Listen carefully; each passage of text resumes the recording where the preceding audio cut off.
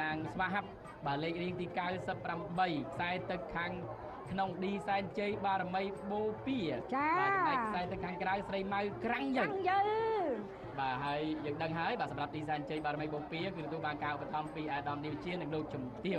ចាឥឡូវប្រែប្រួលណាប្រែប្រួលទៅលើបច្ចេកទេសហើយស្រីម៉ៅបងអើយយ៉ាងណាយ៉ាងនេះ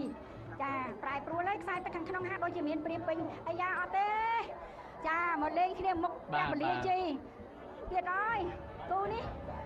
កាន់តែល្អមើលខ្សែទឹកខាងក្នុងហាក់ដូចជាស្រួយស្រាយជាងទីបាទកំពុងពុកប្រជែងនេះខ្សែទឹកខាងក្នុងកំពុងចាប់ផ្ដើមបង្កើនល្បឿនបន្ថែមឌីសែនជ័យបារមីបូព៌ារបស់អៃដាមឌីវិជានៅលោកជំទាវដកអើយអូយធម្មតាតាមនេះក្រោយហើយឥឡូវនេះកំពុងតែនាំមុខបន្តិចបន្តួចបាទស្រីម៉ៅក្រាំងយើងចាញ់បងប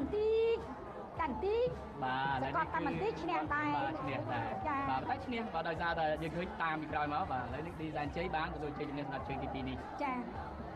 បងប្អូនជាទីគោរពរាប់អានសម្រាប់គូនេះគឺជាគូបញ្ចប់ផែនទី1ហើយសម្រាប់គូពិសេសហើយយើងនៅតាមដានទូកធម្មតាក៏ជាទូកល្អឯកផងដែរจากទូកប្រពៃណីរបស់យើងឥឡូវសូម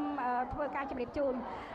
សន្ធររាំងស្រីបារមីតេជោដែលទទួលបានការឧបត្ថម្ភដ៏ខ្ពង់ខ្ពស់ពីសម្ដេចតេជោនិងសម្ដេចគតិព្រឹទ្ធបរិទ្ធលោកនាងសែនបដូរទៅនៅខ្សែទឹកខាងក្រៅកំពុងតែមានព្រាមតិចតួចទៅលើទូកដែលមានឈ្មោះថាវាលស្បៃមានជ័យរបស់សម្ដេចវិបុលសេនាភក្តីសាយឈុំខ្សែទឹកខាងក្នុងហាក់ដូចជាដងចាវាលស្បៃមានជ័យដកឲ្យឈ្នះជាជើងទី2បាទហើយខ្ញុំ